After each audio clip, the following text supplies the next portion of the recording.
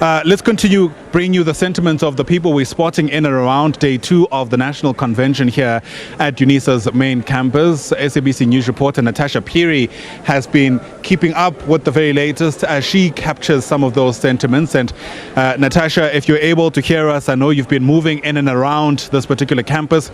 Who are you with now? What are they saying?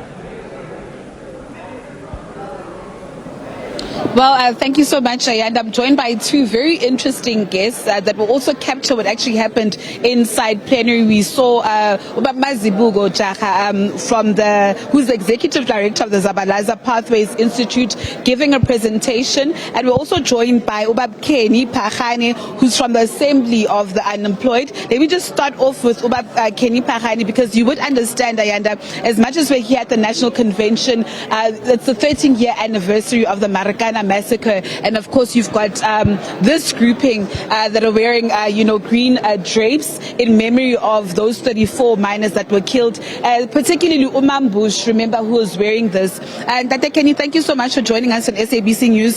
How do you hope, it's been 13 years since the Marikana massacre, right? There's been no conviction, nobody has been held accountable for the death of those 34 miners. How do you think that the massacre will shape discussions here at the National Dialogue? Well, our discussions have started with that South Africa is dangerous to live in it because of inequality, the likes, and poverty. Now, the issue is here, the systems must change, including some parts of the constitution items or sections, like your inequality. It's so not inappropriate to address the issue, bread and butter issues. Remember, those miners were only asking about 12,500, and then us as the Assembly of the Unemployed, we are asking about 1,750 rand for the basic income grant for all, including the precarious workers who are earning less than that, and then they cannot make a living out of those money they are receiving. Even Elon Musk did say in 2014 that people should have a basic income grant because the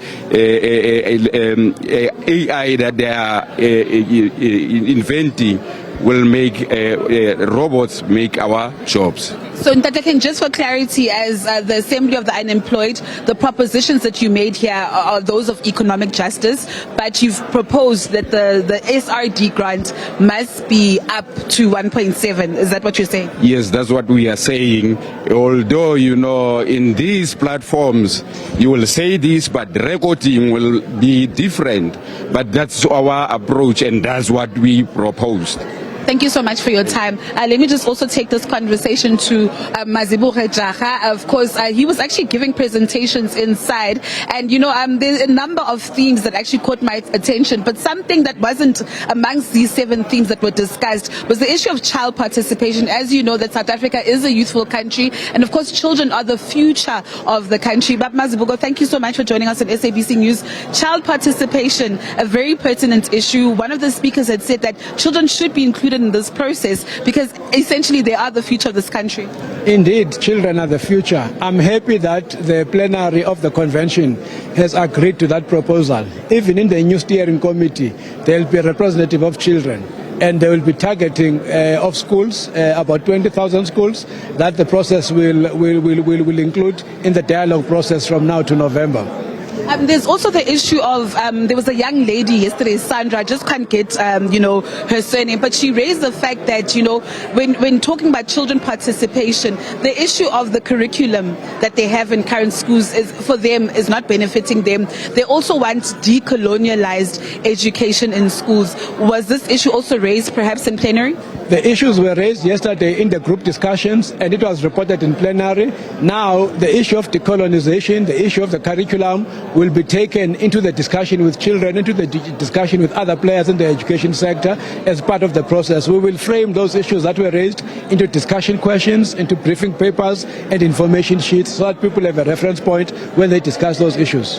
So just for clarity, perhaps for a person who's at home who also wants to take part in these consultation processes in the various 4,468 wards, what then needs to happen? Will there be a green paper or discussion documents? Please elaborate just on that process, just for clarity, please. For communities in streets, in wards, and so on, there will be discussion questions that will be sent to every ward in the country. There will be convenings of what dialogues. Everyone can walk in and raise their issues, but also using those discussion questions as a guide. There will be platforms on SMS, on WhatsApp, online, but also we will reach out to community radio, to SABC and other media platforms to ensure wide participation. And I'm sure every other civil society organization or community will also have the right to convene their own dialogues. But the point is that we ask everyone to register online so that the dialogues can be fed into the overall process. And can I just also ask, the contentious issues, the issue of our porous borders and migration, was that also raised? The issue of migration in the economy was raised in a fundamental way. Also raised together with that was, what does inclusion mean? Do we exclude people because they come from other countries, or are there other factors that are driving unemployment? For example, employers have retrenched millions of people since 1994. Is that just an issue of migration, or is it also the power that employers have over workers? For example, the Assembly of the Unemployed makes the point about how the Marikana workers were making a basic demand, and yet a few people in business had the power. Similarly, who has the power to dismiss millions of people vis-a-vis the position of vulnerable migrants? So it's quite complex, the issue of migrants and inclusion. And can I just also ask, this process is citizen-led. Some have said that it must be all-inclusive. Will people from other countries take part in this national convention? Just out of interest sake. This is a question that we must approach with caution, care, justice and inclusivity.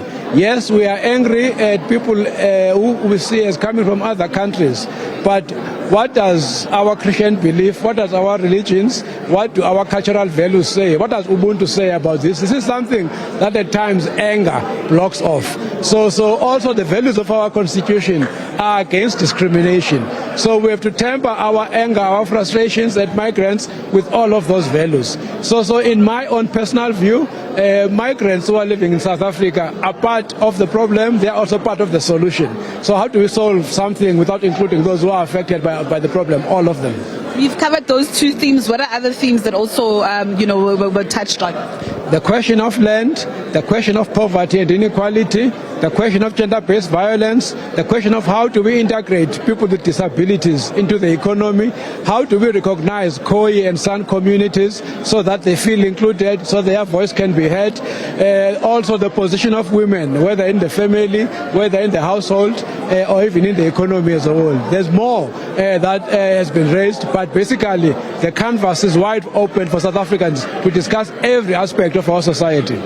Thank you so much, Mazibuko Chacha there, who was also facilitating, some of these discussions, Ayanda. So you've heard it there from him saying that all these issues and all these themes that were actually raised here will be then turned into discussion documents, will then, be, these are just some of the issues that communities will be actually discussing in their various ward consultation processes when these discussion documents actually go out. Of course, we will be here gaining more consensus, Ayanda, and more views from all and sundry. All right, Natasha Phiri, thanks very much indeed, reporting to us live from UNISA's main campus elsewhere. In fact, just a stone throw away from our satellite studios here as we continue taking stock of day 2 of the National Convention. Currently what's taking place in the main plenary room is discussions around the election or the establishment of the steering committee. That is, if you like, the body that is going to pick up from the work that's been done here